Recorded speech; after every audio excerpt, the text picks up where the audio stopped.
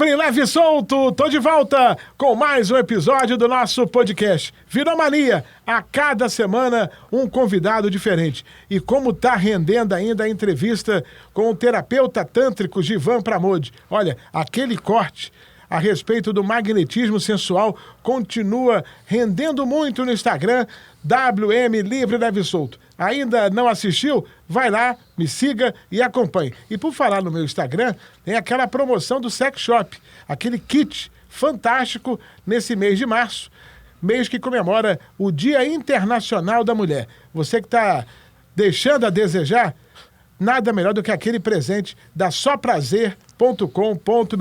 Só que hoje o papo não é sexo, o papo é carnaval.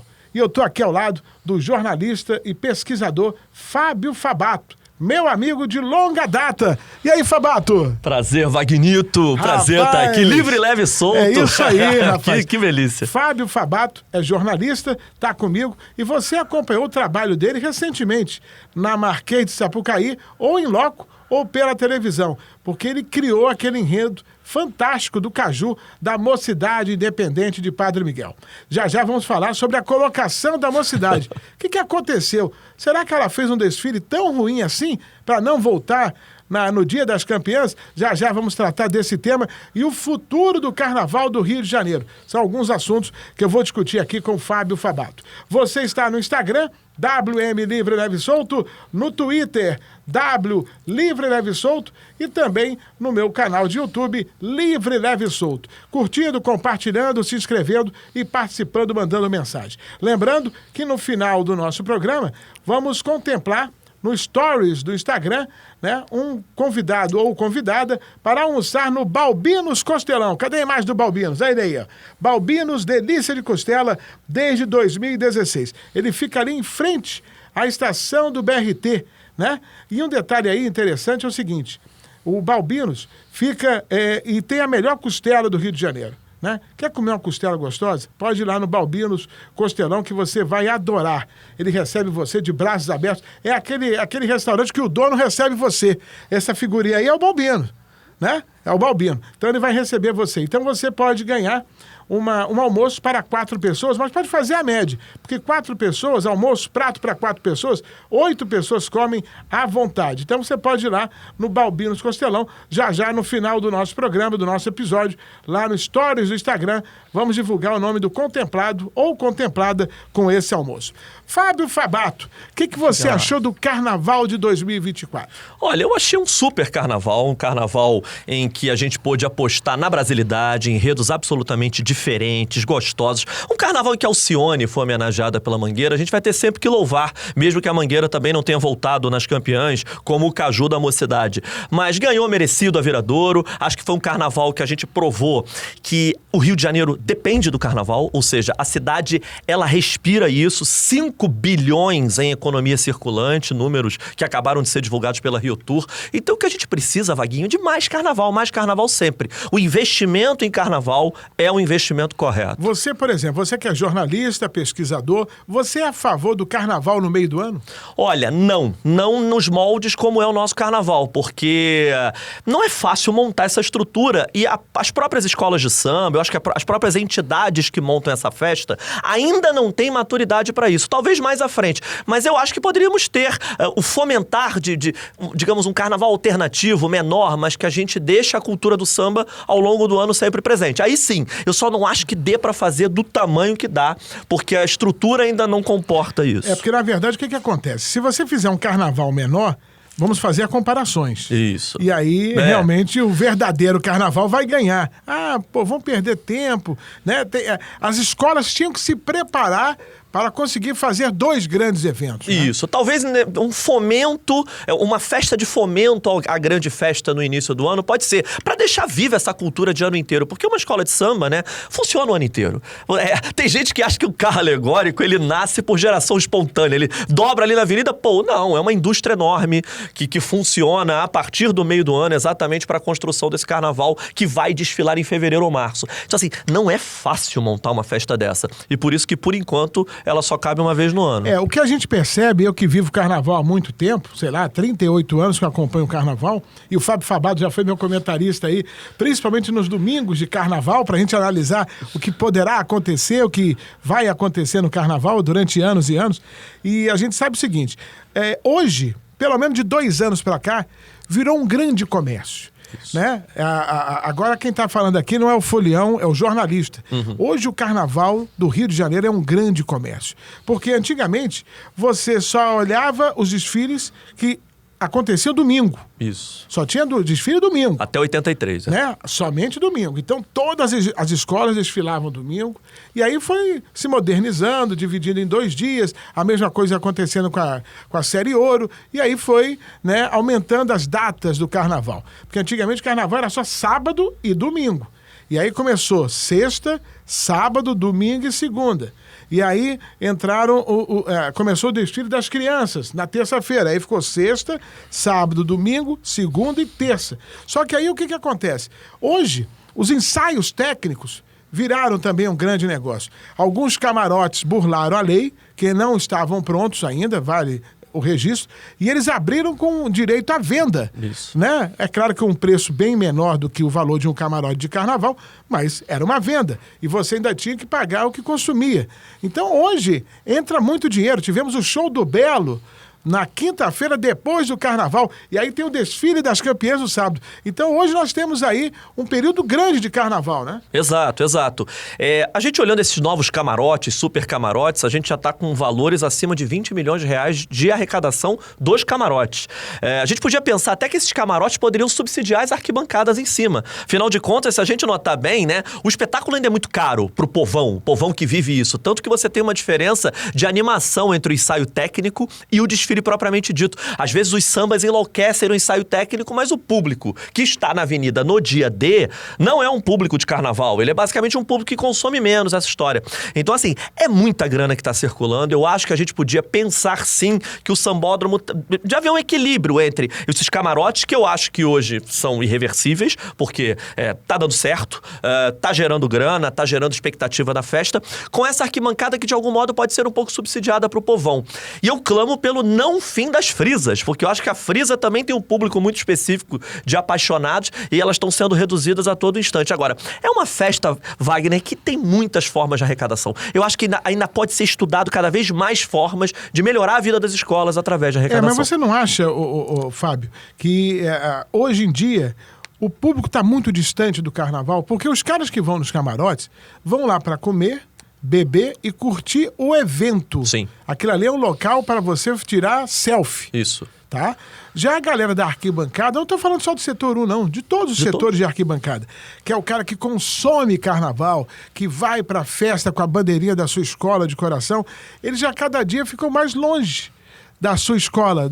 É mais ou menos isso? Exato, é aquilo que o Luiz Antônio Simas fala, que é a cultura do evento e o evento de cultura, né? Virou, na verdade, a cultura do evento. Ou seja, a gente está fomentando uma festa que é importante, que precisa gerar dinheiro, mas que está afastando o seu público consumidor. Hoje, se a gente perguntar assim, qual é o público consumidor de um desfile de escola de samba? A gente não consegue saber. Por quê? Quem ama aquilo ali não tem dinheiro para pagar. E quem está podendo pagar aquilo ali não é tão apaixonado por aquilo. Ele é apaixonado pelas brincadeiras do camarote, pelo outro tipo de entretenimento que está sendo oferecido em paralelo ao espetáculo da pista. Então eu concordo que há uma certa falta de sintonia, a gente precisa tarar essa balança. E por isso que eu falo, os camarotes são irreversíveis, eles vão continuar ali, então bora fazer com que esses camarotes de algum modo subsidiem as arquibancadas. Se você pagou, você comprou ali um buraco para vender ingresso, um buraco ali embaixo, que é o buraco de camarote, você de algum modo tem que pagar uma parte dos ingressos de cima e distribuir pro povão, que é o povo das escolas de samba. De algum modo essa conta precisa melhorar pro lado de quem é apaixonado pela festa. Por exemplo, você trabalhou esse ano na Mocidade Independente de Padre Miguel, ajudou na criação do enredo,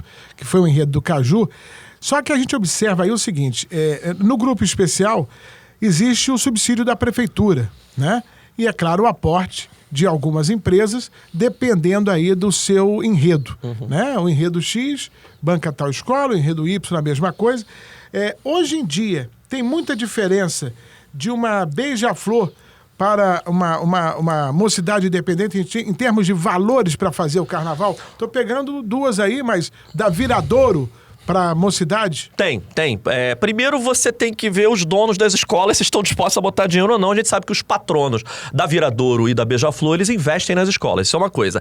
A Viradouro, ela já parte com o subsídio da Prefeitura de Niterói associado ao subsídio da Prefeitura do Rio de Janeiro. Então ela parte com muito mais grana do que outras escolas. Isso é um fato, é um debate que pode ser puxado, mas enfim, não tem nada proibindo isso. A escola é de Niterói e a Prefeitura de Niterói entrega esse subsídio. No caso da Beija-Flor esse ano, a Beija-Flor ganhou um grande aporte de Maceió. Ela homenageou a cidade de Maceió. Então ela já entrou com mais de 5 milhões na frente de todas as outras, que não tinham patrocínio. A Mocidade, ela fez um enredo autoral sobre o caju. Havia uma perspectiva de patrocínio no começo, mas que não rolou. E depois algumas empresas se associaram, adoraram o enredo. De fato, o enredo da Mocidade e o samba da Mocidade furaram a bolha do carnaval e até fizeram com que as escolas de samba se reconciliassem com outro público, porque a Mocidade ficou querida pelas crianças, por vários públicos, e aí houve duas empresas, elas chegaram, né? A Maguari e também a Caju Benefícios, que é como se fosse um Sodexo, né? Uma nova empresa de Sodexo. Então, houve ali um aporte de uns 500 mil reais depois, né? Mas você vê a diferença, de 5 milhões para 500 mil. Então, a Beija-Flor e a Viradouro partiram com muito mais dinheiro que outras. E quando você fala nisso, você vai com o mesmo pensamento do Sávio Neves, que recentemente foi entrevistado aqui pela gente. Sávio Neves, que é presidente do Trenzinho do Corcovado e vice-presidente da União da Ilha do Governador. E ele acha errada a ideia da Prefeitura do Rio subsidiar escolas de fora do nosso município. Né? Na opinião dele, não deveria dar esse subsídio. Apenas para as escolas que ficam dentro do nosso município. As escolas como a Beija-Flor, como a Viradouro, como a Grande Rio, que recebam subsídios das suas respectivas prefeituras. Você também pensa da mesma forma? Eu não, com toda honestidade, porque eles, para mim, as três fazem um espetáculo da cidade do Rio de Janeiro. Elas desfilam no Sambódromo do Rio, por mais que elas sejam localizadas em outra cidade. Eu acho que a gente tem que descobrir um meio termo exatamente para, primeiro, que essas subvenções, Wagner, cheguem cedo às escolas. A Prefeitura do Rio paga bem hoje as escolas. Todas as escolas ganharam em torno de 10 milhões de reais, somando Estado, Prefeitura e televisão, todas. Então elas já partem com uma boa grana. Mas a ampla maioria dessa grana chega em janeiro ou no final de dezembro, quando na verdade os materiais já estão em falta ou estão mais caros. A meu ver, as escolas que são empresas, vamos pensar assim, são empresas sem fluxo de caixa. Ou seja, nesse momento, que o carnaval passou tem 3 semanas, elas não têm como fazer dinheiro. O subsídio, a subvenção tem que entrar cedo, tem que entrar agora, em abril, em maio, exatamente para que a economia, a caixinha das escolas possa circular. Eu creio que todas recebam uma boa grana para desfilar. Claro que a Viradouro vai receber mais, porque a Prefeitura de Niterói também, de algum modo, usa a Viradouro como um marketing político dela. Olha aqui eu sou Niterói que tá dando certo pra caramba. Tô ganhando o Carnaval do Rio de Janeiro. Mas eu acho que todas têm que receber, já que a festa é no Sambódromo do Rio. Como Nilópolis entrou no mapa por causa da Beija-Flor. Sim, exatamente. Porque ninguém conhecia Nilópolis em 76. Isso. Né? A importância da escola de samba para o crescimento do município foi fundamental. Né? Isso é muito importante. Agora, o Fábio Fabato é jornalista, tem irmã que é jornalista também. Fala pra galera que não sabe quem é a sua irmã. A Lívia Torres, que trabalhou na TV Globo até recentemente, é minha irmã. Por que você não seguiu a televisão como ela? Olha, eu tentei, sabia? Mas assim, aí é o lado que nossa profissão não é fácil, né? Cheguei a trabalhar com alguma da Canal Futura, apresentei programa no Canal Futura e tudo mais. Muita gente fala, nossa, você e sua irmã nasceram falante, livre, leve e soltos, né?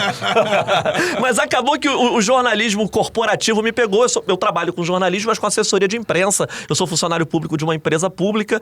E acabou que, assim, pagar contas me levou para outro caminho, mas o carnaval me manteve falante, pensante as questões da nossa cidade. Porque você tem um perfil muito bom para TV, né? Muito bom. E hoje, pelas mudanças que aconteceram na televisão, talvez há 20 anos atrás você não entrasse. Exato. Hoje você entraria facilmente. Você se arrepende de alguma coisa, de alguma forma, por causa disso?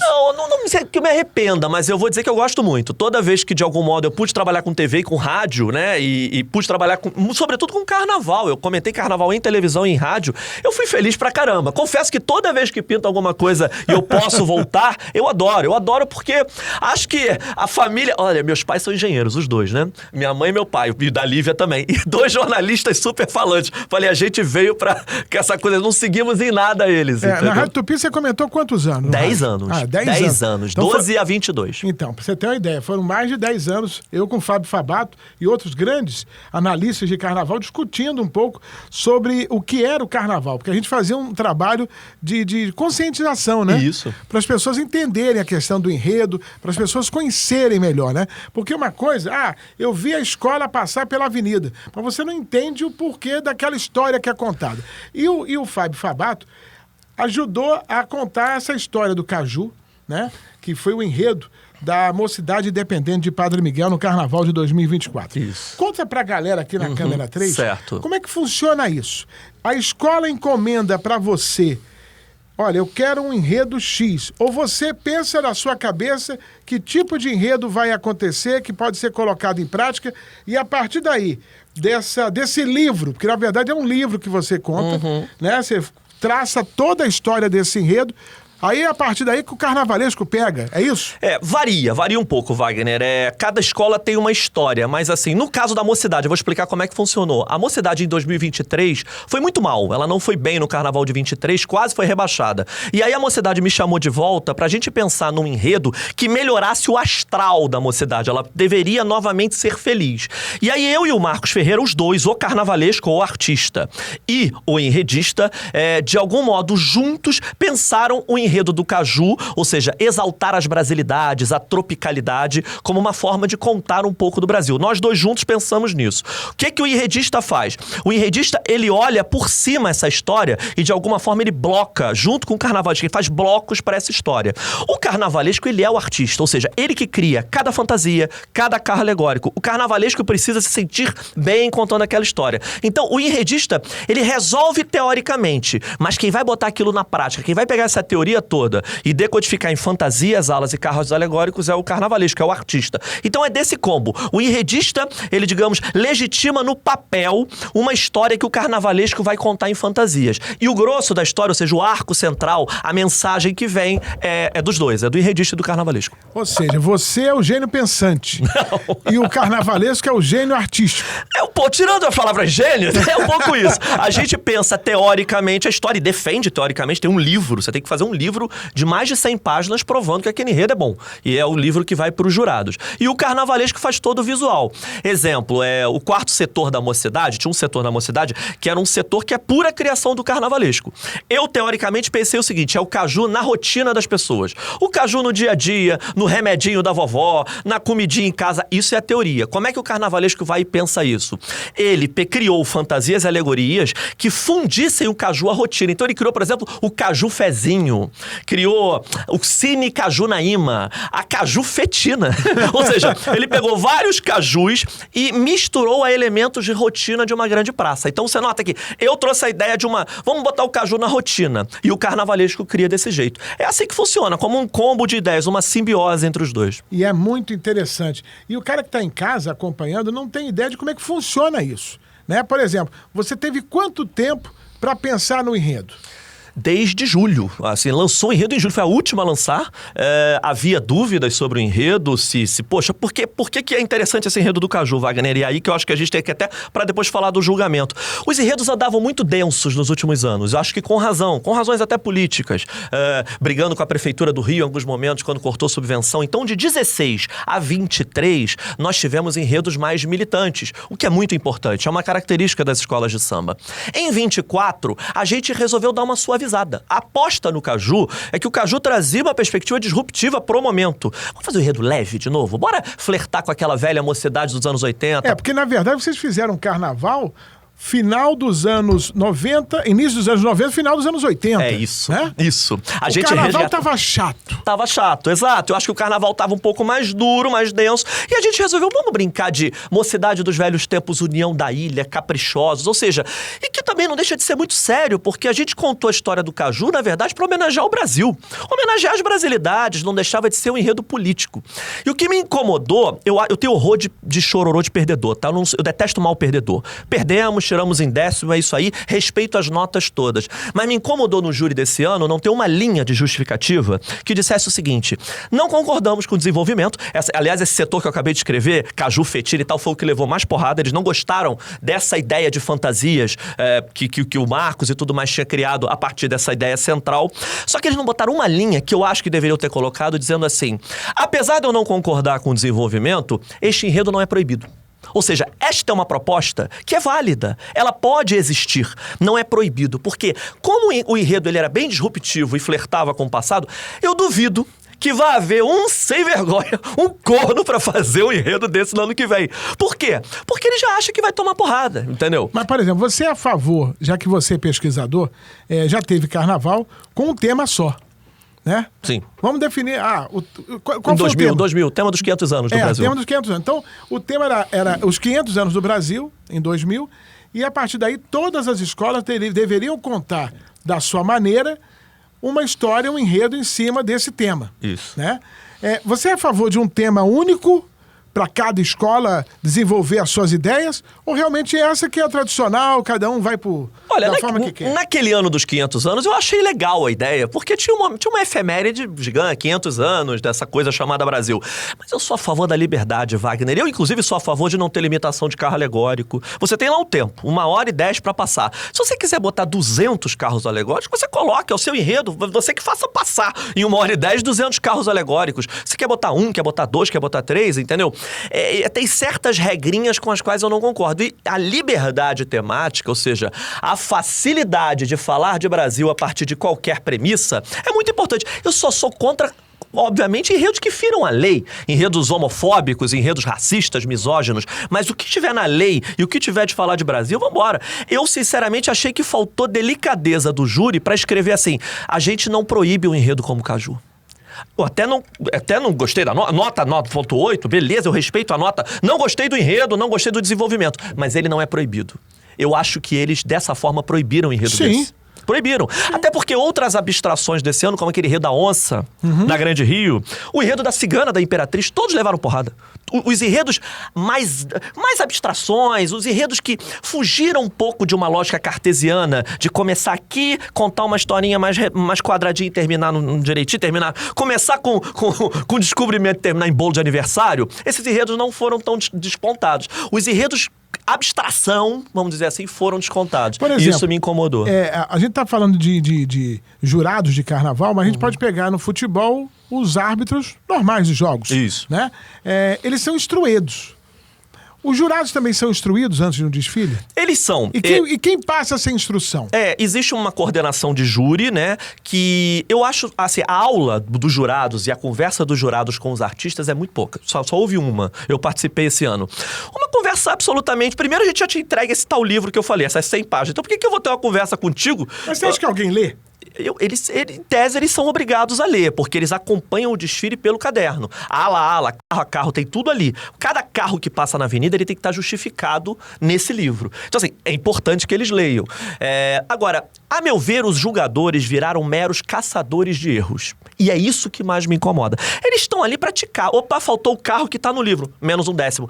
E, às vezes, a compreensão de um tema tá ali, independentemente da falta de um carro ou de um figurino, entendeu?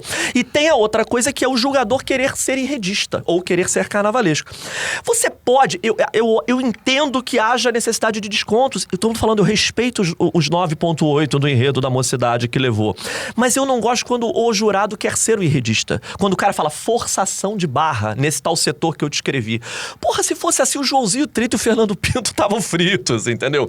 Então, me parece que falta debate sobre esse julgamento e ele precisa ser feito. Por exemplo, esses carnavalescos que você citou, fariam sucesso hoje com esses jurados? Desconfio que não. Olhando exatamente onde o enredo da mocidade tomou porrada, que eu não vou entrar no mérito se mereceu ou não, mais uma vez eu digo, respeito o 9.8, mas o Joãozinho 30 vivia de delírios.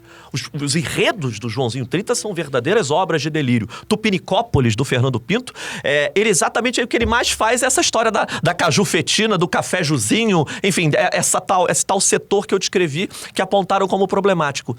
Eles seriam descontados o tempo inteiro, entendeu? A meu ver, os jurados estão querendo ou estão sendo pressionados pela regra do jogo, a seguirem uma receitinha de bolo, e isso é um grande problema. Isso é um grande problema. Com certeza. Eu estou aqui com o Fábio Fabato, jornalista, pesquisador, né? Ele sabe tudo. Não. Tudo de carnaval, pode saber com o Fábio Fabato. Vem cá, Alex, você traz pra gente aqui o nosso lanche do Balbinos Costelão. Cadê?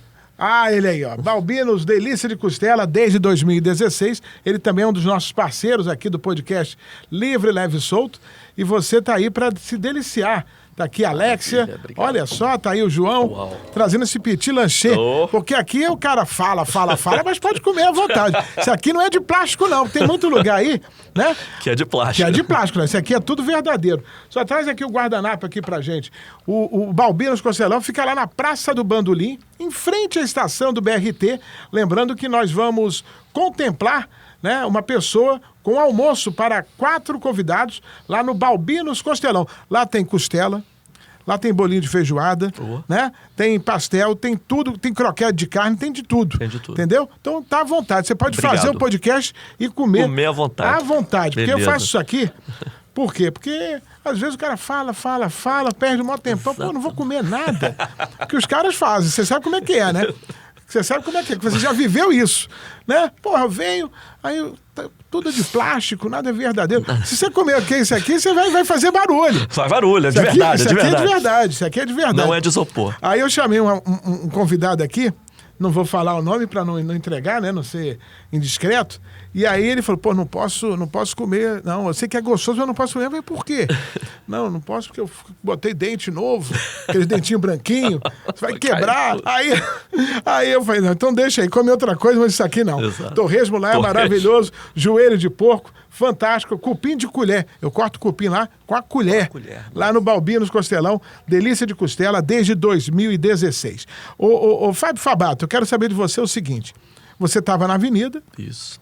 Eu também, nós não vimos a transmissão da TV Globo. Mas ela foi duramente criticada. E eu quero a tua opinião, porque você é jornalista, né? Porque colocaram influências no lugar dos repórteres, né? E você, como jornalista, tem todo o direito de explanar também a sua opinião. O que você achou disso depois de acompanhar essa transmissão? Olha, eu achei pavorosa. Vamos ser francos, assim, a cultura do brasileiro no carnaval, por mais que a audiência tenha caído bastante, até porque a TV aberta perdeu muita audiência, mas há uma cultura de você ligar a televisão e assistir o desfile de escola de samba. Isso nós fomos criados assim. Eu sou um apaixonado folião primeiro vendo na televisão. E aquilo já foi muito bem feito, porque já foi feito com o jornalismo e já foi feito na lógica da disputa, Wagner, que pra mim é a grande questão. Ele é vendido para as pessoas como um show, ponto, em que parece que todas as escolas são maravilhosas, espetaculares e que não há uma disputa. E aí você tem a contradição como a quarta-feira de cinzas, em que alguém vai tomar um 9,67 e alguém vai levar 10. Então, assim, é impressionante como houve um desidratar do conceito de disputa do carnaval e de que há muito jornalismo ali. E o jornalismo tem a ver com jornalismo histórico, ou seja, pessoas das comunidades fizeram aquilo ali, tem a ver com um buraco aberto na avenida. Por exemplo, o Porto da Pedra abriu o buracão no primeiro dia de desfile e simplesmente a Globo ignorou. Houve um ignorar de algo jornalístico e que faria com que a escola perdesse ponto e perdesse, inclusive, a sua posição no grupo especial.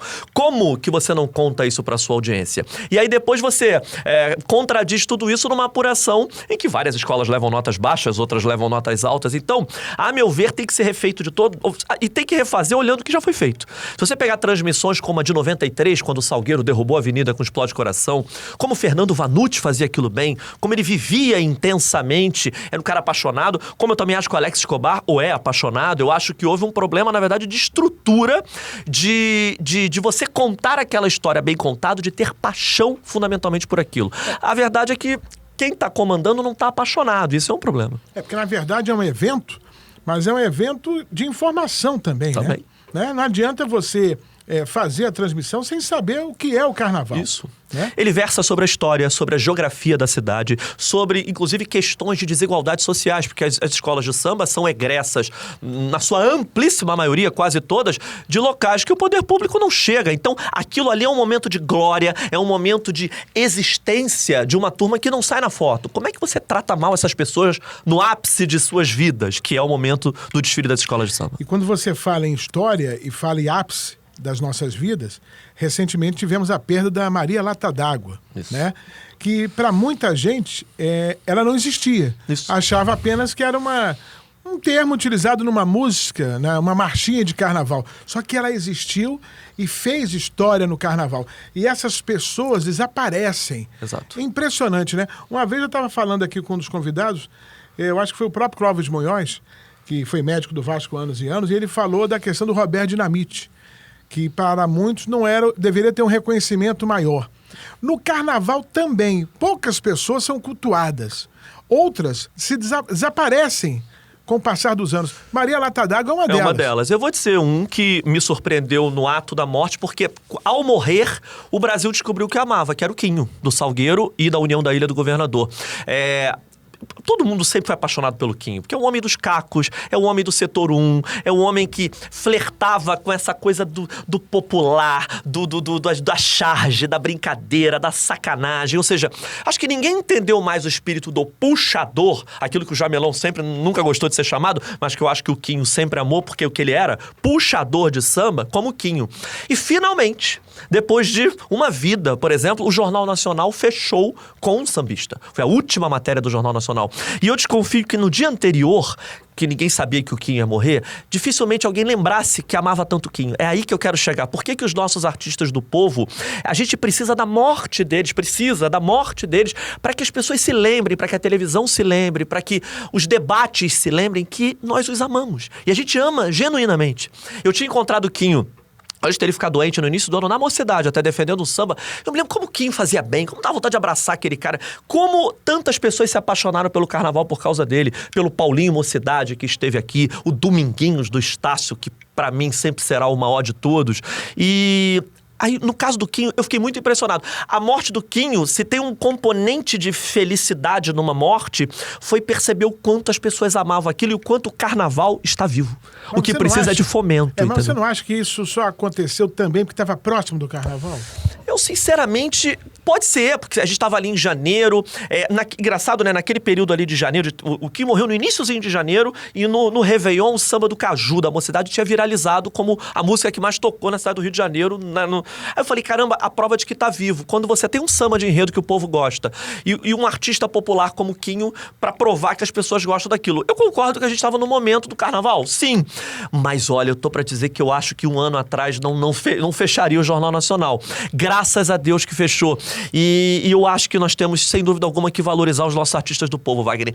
A gente não faz isso. E valorizar só depois da morte, tem que valorizar em vida, como Alcione foi enredo da Mangueira, entendeu? É verdade. E teve uma repercussão muito grande, pelo menos entre a escola, a empatia da escola com a arquibancada, né? Isso. Lembrando que a Mangueira, independentemente de homenagear Alcione ou não, é a escola mais querida do Brasil. Sim, né? sim. Ela é uma marca. Sim. A Mangueira é uma marca nacional e internacional. Quando você fala de escola de samba fora do país, a primeira referência é a Mangueira. Você veste verde e rosa, você vai... Ué, tá de Mangueira, né? Isso em qualquer lugar do mundo. Em qualquer lugar do mundo. Para você ter uma ideia da representatividade dessa escola de samba e de todos os projetos sociais, esportivos e, é claro, a questão da Mangueira como escola de samba. Se a gente voltar no tempo, até comentei aqui com o Andrezinho do Molejo, e ele fazia muito aqueles shows de samba, exportação, né? A Mangueira foi a primeira escola a mandar para fora do país ritmistas, passistas, e aí ela foi tomando conta, né? Porque as pessoas queriam entender o que era aquilo, né? Ali? E aí, como o nome é muito, muito forte, em qualquer idioma, você fala Mangueira, Isso. né? Então ela conseguiu crescer muito Brasil afora. Você faz uma análise de população, né? Duas escolas de samba são muito populares na cidade do Rio, porque saiu agora até uma pesquisa do Instituto Atlas sobre isso. A Mocidade é a Portela por questões de lugares onde os institutos não chegam. A Mocidade detém a Zona Oeste inteira, que é uma área complicada, miliciada, tráfico, então as pesquisas não chegam lá. Só que a Mocidade ali, Realengo, Bangu, Santíssimo, Padre Miguel, Santa Cruz, a Mocidade é um fenômeno da Zona Oeste. Então, na cidade, junto com a Portela, ela é a mais popular. A Mangueira é alcance nacional. E numa região muito populosa do estado do Rio de Janeiro, que é a Baixada Fluminense, a Beija-Flor reina absoluta. Então você tem por cortes, olha como o carnaval também consegue gerar estudos geográficos, por cortes setoriais. Portela, Mocidade, Mangueira e Beija-Flor, em lugares distintos e com pesos populares, elas são muito fortes. Por exemplo, vamos fazer uma comparação aqui com o futebol. Alguns times da cidade do Rio de Janeiro desapareceram com o passar dos anos, né? O São Cristóvão, Sim. O América está tentando ressurgir agora com o Romário, né? Campo Grande, time do Campo Grande, Bangu, né? O próprio Bangu, mas o Bangu ainda está na primeira, né? Sim. Naquela situação, mas não tem a mesma força de anos anteriores. E no Carnaval também. Algumas escolas que já foram do grupo especial não conseguem subir de jeito nenhum. Aí você tem a Estácio, a União da Ilha, a Caprichosos, né? Claro. A Império Serrano, Império Serrano. E outras mais. Sim. Né?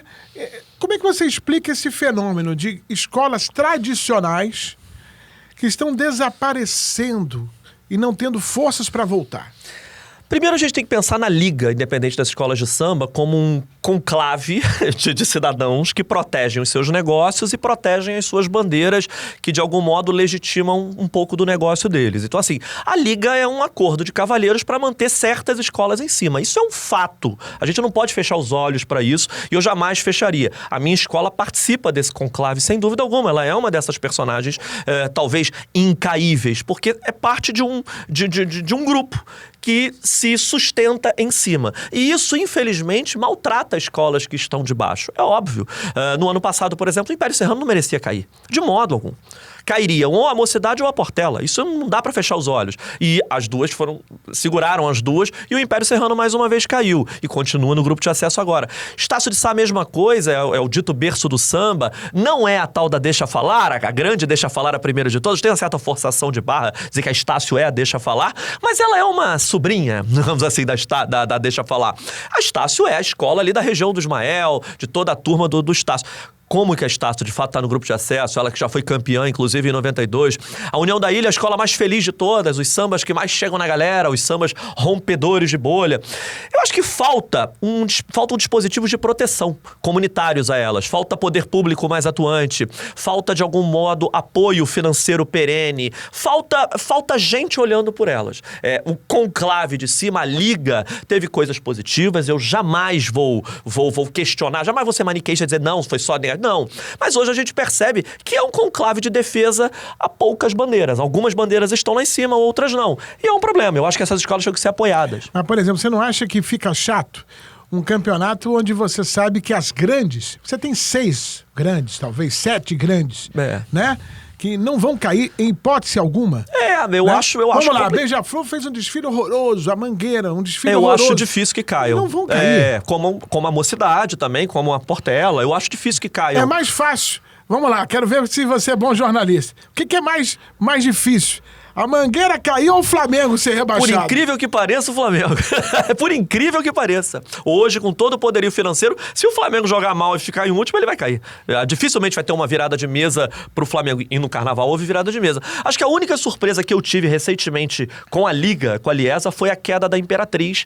Né? Quando a Imperatriz caiu em 2019, como havia rolado uma virada de mesa no ano anterior, e a Grande Rio não caiu, né, por exemplo, naquele ano, eu achei que fossem fazer uma nova virada de mesa com a manutenção da Imperatriz. Talvez tenha sido a minha única surpresa recente com a Liga nesse sentido. Porque a Imperatriz não foi rebaixada, ela foi rebaixada em 2019 e teve que disputar o grupo de acesso. Mas eu concordo, acho que a Mangueira é incaível, mas o Flamengo é caível. Olha que coisa. E olha, eu sou flamenguista. Eu sei disso. Agora me diga uma coisa. Falando do Carnaval desse ano, que apresentou algumas novidades, principalmente com relação à iluminação. Né? A iluminação... vocês já sabiam como é que iria funcionar a iluminação da Sapucaí? Sim, porque foi conversado com todas as escolas, houve uma conversa com as escolas sobre como elas queriam aproveitar aquilo ali. Inclusive, elas poderiam não usar. Se você não quiser usar, se você quiser passar com ela como se fosse um autódromo, pode. Algumas escolas preferiram assim. Eu vou ser muito franco, eu acho que ainda sou conservador e voltarei aqui daqui a algum tempo e vou dizer, Wagnito, discordo de tudo que eu falei, mudei de opinião e eu acho que mudar de opinião é super saudável. Eu ainda não gosto. Eu acho que foi mal utilizado. A meu ver, para quem tá lá, pode ficar muito bonito na televisão, mas para quem tá lá, quando é demais, se não é bem usado, pelo menos como se fosse se for rapidinho, vai. Mas quando é perene, quando é a falta de luz perene, eu acho que dá um baixo astral no sambódromo. Eu acho que ele tem uma certa queda de energia. Eu não vi, quando aquilo começa a demorar muito, eu não vi a galera enlouquecer com uma luz de breu por mais de 5 minutos. Eu não vi. Eu acho que a galera vai ficar mal, vai ficar triste. É preciso mais luz, as pessoas precisam se ver, entendeu? Então, assim, A meu ver, tem que haver correções ano a ano, pontuais. Eu acho que tem que ser rápido, não pode ser direto. Agora, o lance da onça da Grande Rio foi um barato. Apagaram a luz, botaram pulseirinha, parecia o show do Coldplay, aquela coisa. Foi maneiro. Claro, pô, eu acho que agregar valores e inovação é bacana. Mas eu prefiro o samba no pé, escola iluminada. Eu acho que estou ficando um senhor. Comissão de frente na arquibancada. Eu adorei, foi rápido, foi leve. Achei que foi uma quebra de quarta parede, não ficou 3 horas em cima da menina na comissão de frente. Aquilo foi pensado pra ser rápido. Eram 10 segundos. Aquilo foi cronometrado, jogou lá, voltou. Não doeu, entendeu? Não doeu. Como eu também não acho que a onça da Grande Rio doeu. Acho que foi maneiro pra caramba. O que eu não gosto é quando apaga. E fica muito tempo apagado. Isso me dá uma deprê. A gente lá na Mocidade tinha pensado pra deixar aceso basicamente o desfile inteiro e assim foi. Foi só comissão de frente na arquibancada e mesmo assim muito rápido. Confesso que eu acho que aquilo ali deu certo. É o tipo de inovação que eu gostei. Mas de qualquer forma, algumas escolas souberam aproveitar, outras nem tanto. É uma questão de aprendizado. Isso. Agora, esse tipo de modernização veio para ficar? Acredito que sim. Não me parece que queiram dar ré nisso. E estão esquecendo de modernizar a principal coisa. Qual é a principal coisa? O som. O som é horroroso, entendeu? Investiram na luz, bacana, eu acho bacana pensar em novas oportunidades para o espetáculo. Não acho problema. Acho que a história da luz é legal. É que ainda me gera deprê quando eu vejo a avenida apagada há muito tempo. 2 minutos apagado. Eu falo, caraca, tá muito apagado isso aqui. Agora, o som é muito ruim, Wagner. O som caiu diversas vezes. O som variava entre escolas. Algumas eram muito lá em cima, outras eram muito cá embaixo. Esse precisa de olhar. Lembrando que o som é o mesmo para todas as escolas. Sim. Carro de som é o mesmo, porque ele vai até a apoteose e volta. E volta. Né? Para a galera entender como é que funciona a questão dos bastidores. E por falar em bastidores, o Fábio Fabato veio aqui numa ideia louca, né? Translocada, porque poderíamos ter 10 carros alegóricos, 20 carros alegóricos, tem que passar naquele 1h10. Só que tem um problema. Desde que eu me entendo por gente, e a gente lembra dos desfiles do Salgueiro, principalmente. Salgueiro botava 5.000 pessoas desfilando. Vai estourar o tempo. Sim. Não tem como. E uma coisa que a gente vê todo o carnaval. Eu posso falar, estamos em março, tá? De 2024. O carnaval vai ser em março de 2025. Sim. Tá? Carnaval. Então pode anotar aí e guardar esse corte aí. Vamos ter escola com carro alegórico tendo dificuldade para passar na curva, para entrar na avenida. Fato. Se eu já tô falando isso com 1 ano de antecedência, e vocês que trabalham não sabem que vai acontecer o problema? Eu também não entendo como é que acontece. Na verdade é o seguinte, vamos lá, nós temos aquele ângulo reto ali, que é um grande problema, que desafia, inclusive, engenheiros, né? Os carros são enormes, tem essa coisa dos carros acoplados, enfim. De fato, há que pensar nessa estrutura toda ali de entrada. Não é fácil. Esse ângulo reto que é o bicho. Fazer aquela curva não é fácil. Mas eu concordo, os carros são enormes, às vezes acoplamentos, 3 acoplamentos. Quando eu falei que era de 200 carros alegóricos, eu falei mais pela questão da liberdade de criação, que eu acho que é muito necessária pra festa. Agora, é claro que os caras têm que pensar que eles vão ter que passar aí 1h10. Mas eu concordo que a questão da engenharia dos carros tem que ser cada vez mais trabalhada. As escolas têm que pensar nessa estrutura de baixo. Viradouro, por exemplo, são 7 caminhões, se não me engano. Acho que são 7 caminhões dos mais potentes, ou seja, com aquele jogo pra virar o que der ali, entendeu? A Viradouro nunca vai ter esse problema, entendeu? Mas é uma coisa que a gente sabe que vai acontecer.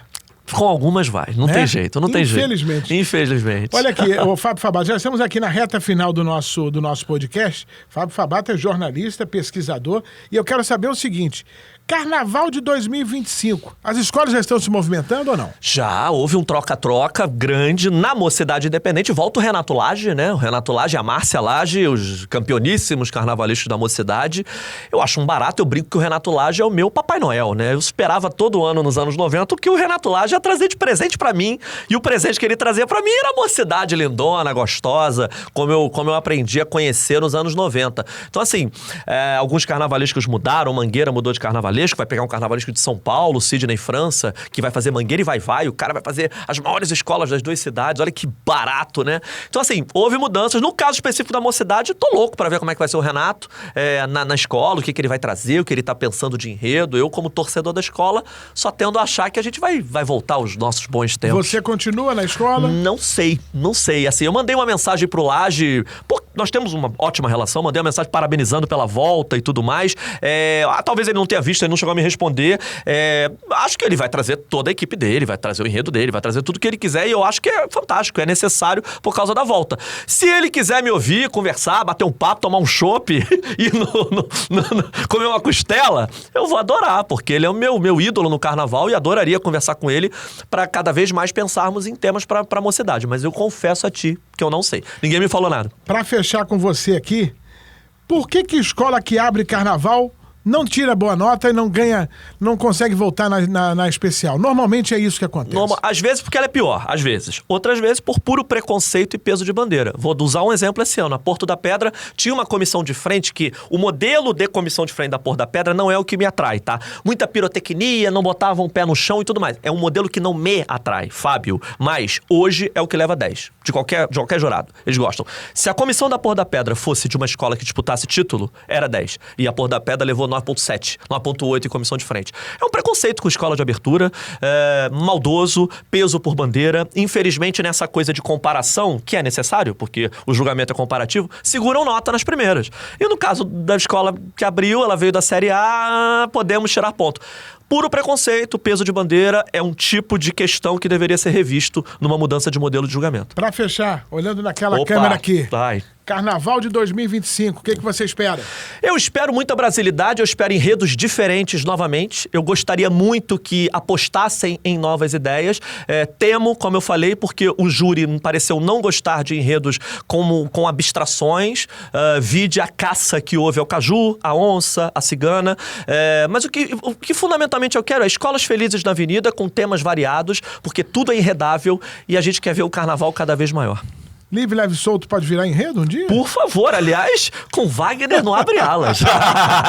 Muito bem. Fábio Fabato, jornalista, rapidinho, pesquisador. Na comissão de frente, na arquibancada. Imagina só, é isso aí. Fábio Fabato foi o meu convidado aqui no podcast Livre, leve e solto, falando de carnaval. Já no Stories do Instagram, vamos anunciar o nome do vencedor ou da vencedora da promoção do Balbinos Costelão. Semana que vem tem mais. Um novo convidado, um novo assunto só pra você.